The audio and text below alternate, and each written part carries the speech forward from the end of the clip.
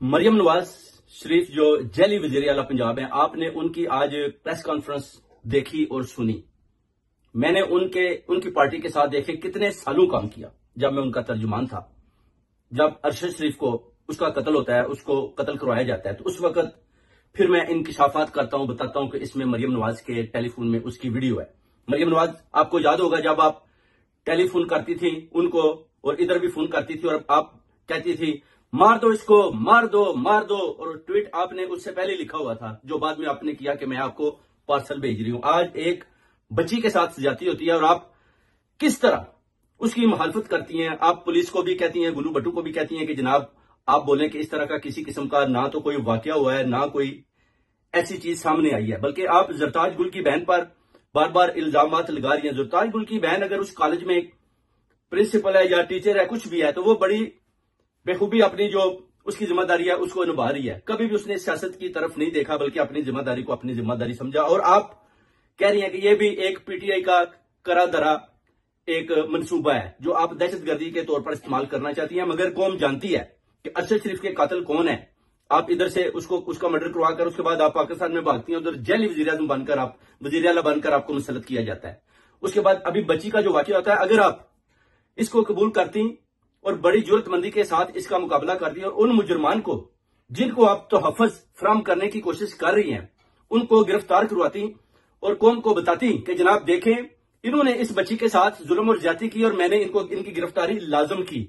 मगर आप उनको डिफेंड कर रही हैं और आपको पता है कि अभी आपकी हुकूमत जाने वाली है। जो आपने इन लोगों को डिफेंड करने की बार बार कोशिश की, वो भी लोगों को पता है कि आपका जो काम है वो क्या है, बल्कि आपका जो आपको ड्यूटी दी गई है वो क्या है। मगर आप अपनी ड्यूटी को सही तरीके के साथ नहीं निभा रही, बल्कि आप बार बार इन इल्जामात को पीटीआई वाले लोगों पर लगाकर इस बच्ची के वाकये को मोल्ड करके किसी और तरफ लेकर जाना चाहती है। मगर ओवरसीज कम्युनिटी और सैयद तस्नीम हैदर ये जानता है और पूरी कौम भी ये बात मानती है कि आपने जो कारनामे अंजाम दिए, उसके अलावा इस बच्ची के साथ जो ज्यादती हुई उसकी मुखालफत की, नफी की, और आज आपने प्रेस कॉन्फ्रेंस करके ये साबित कर दिया कि मरियम नवाज अपनी कौम और अवाम और इन बच्चियों के साथ नहीं खड़ी। अगर आप इस बच्ची के साथ खड़ी होती और इस वाकये को आप बयान करती कि हाँ ऐसा हुआ है और मैं उन लोगों को उनके इंजामात पर पहुंचाऊंगी, तो फिर लोगों ने आपका साथ देना था। मगर आज आपने अपने आप को नीचे गिराया और किसी की बच्ची को इस तरह उसकी जो आपने उसके साथ ज्यादती की, उसके साथ जो ज्यादती हुई उसकी नफी की, और पुलिस और उन लोगों को प्रोटेक्ट किया जो क्रिमिनल्स हैं। और आप क्रिमिनल्स की नानी हो, इसलिए आपको बार बार पैगाम देते हैं कि आप इस कुर्सी के लायक नहीं है। जनरल असम मुनीर ने आई थिंक्स के उनकी ये चॉइस गलत है, मैं बार बार कहता हूं। और आप इस चेयर को छोड़ें और पीछे हट जाएं, उन लोगों को सामने आने दें। पीटीआई वालों को आप दहशतगर्द करार नहीं दे सकते, क्योंकि आपको पता है कि आप उनके जीते हुए मैंडेट पर बैठी हुई है और गलत गैर आईनी फैसले कर रही हो।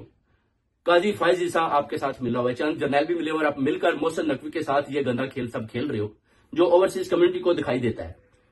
अभी आप देखना है कि आप जनाब और कितनी देर तक हुकूमत करती हो, और ओवरसीज कम्युनिटी और पीटीआई के जितने भी टाइगर्स हैं वो आपका मुकाबला करेंगे, और इंशाल्लाह इस बच्ची का जो इसके साथ जुल्म और ज्यादती हुई है पूरा स्टैंड लेंगे, और इंशाल्लाह उन लोगों को कैफरे किरदार तक पहुंचाएंगे जो इस चीज को छुपाना चाहते हैं और जिन्होंने बच्ची के साथ ज्यादती की है।